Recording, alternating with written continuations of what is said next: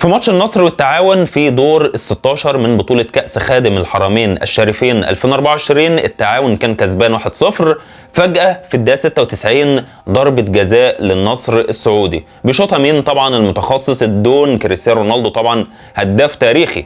فبالنسبة له ضربات الجزاء في الوقت ده هو عنده الثقة كلها وعنده كل حاجة انه يسجل ضربات الجزاء اللي بتكون في الوقت ده، لانها عاوزة لها اعصاب وثقة بالنفس انه يسجلها. طبعا قلنا رونالدو خلاص 100% هيسجلها والماتش تعادل. لا، لقينا رونالدو بيضيع ضربة الجزاء بشكل غريب جدا، شاطها فوق العارضة، يعني ملهاش صلة انها تروح على الجون خالص. اكيد يعني النهارده كان يعني رونالدو ما كانش في حالته، ضربة الجزاء يعني بيشوطها بطريقة غير طبيعية، مش هو رونالدو اللي بيسدد ضربات الجزاء اللي احنا عارفينه. بيضيع ضربة الجزاء وشفنا متعب المفرج طبعا اللاعب التعاون احتفاله بطريقه استفزازيه لرونالدو، بس رونالدو طبعا هو خبره كبيره فعارف ان اللاعب هو عاوز يخرجه عن شعوره. رونالدو زي ما هو ما تاثرش باي استفزاز، عادي جدا ضيع ضربه الجزاء ومفيش اي مشكله. النصر بيودع كاس خادم الحرمين الشريفين، ودي مش اول مره رونالدو يضيع، يعني هو اول مره يضيع مع فريق النصر، اول مره يضيع ضربة جزاء بقميص النصر السعودي. يعني ضيع 31 ضربة جزاء في تاريخه، اللي هي 31 بضربة الجزاء اللي هي ايه؟ اللي ضيعها قصاد التعاون. اخر ضربة جزاء ضيعها رونالدو كان مع منتخب البرتغال قصاد منتخب سلوفينيا في دور ال 16 من بطولة يورو 2024، وكان وقتها يان اوبلاك حارس مرمى سلوفينيا هو صدها. كرة كانت قوية جدا، بس يان اوبلاك حارس كبير جدا فبيصدها من رونالدو، بس وقتها كان البرتغال كسبت 3-0، فكده كده ما اثرتش يعني.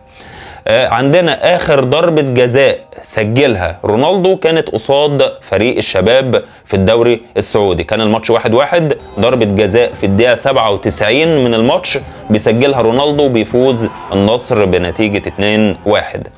فالنهارده كان يعني ضربة الجزاء اللي ضيعها رونالدو رقم 31 في إهدار ضربات الجزاء في تاريخه، وبيسجل 167 ضربة جزاء في تاريخه. فطبعا كريستيانو بيتفوق في تسجيل الأهداف، بالنسبة له تضييع ضربات الجزاء دي كل فين وفين، يعني ده بيبقى حدث تاريخي إنه يضيع ضربة جزاء. عندنا اللقطة الأهم واللي انتشرت على كل المواقع، لقطة الطفل اللي كان موجود ورا المرمى في المدرجات وبيصور ضربة الجزاء بالموبايل بتاعه. شفنا ضربة الجزاء لما اتشاطت راحت فين؟ عند الموبايل اللي ماسكه طفل المشجع النصراوي. الموبايل اتدمر، اتنطر من ايده، طبعا اكيد اتدمر، لان كوره زي شوطة رونالدو ما تتوصاش، باور عالي الكوره طبعا يعني هتدمر الموبايل اكيد. فرونالدو باللقطه دي بعد انتشارها على كل المواقع اكيد وصلت لرونالدو، وبتوقع ان هيكون في الايام اللي جايه رونالدو هيطلع وهيستضيف الطفل ده وهيجيب له ايفون، هيكون احدث نسخه، احدث اصدار من نسخه ايفون من موبايل ايفون، لان طبعا ايفون مفيش اعلى منه، فيجيب له اكيد ايفون. ورونالدو طبعا بالنسبه له الحاجات دي يعني حاجه بسيطه جدا. فرونالدو هو بياخد اللقطات طبعا من الحاجات اللي زي كده، اللي هي اللقطات يعتبر اللي هي بتكون كويسه الناس بتحبها.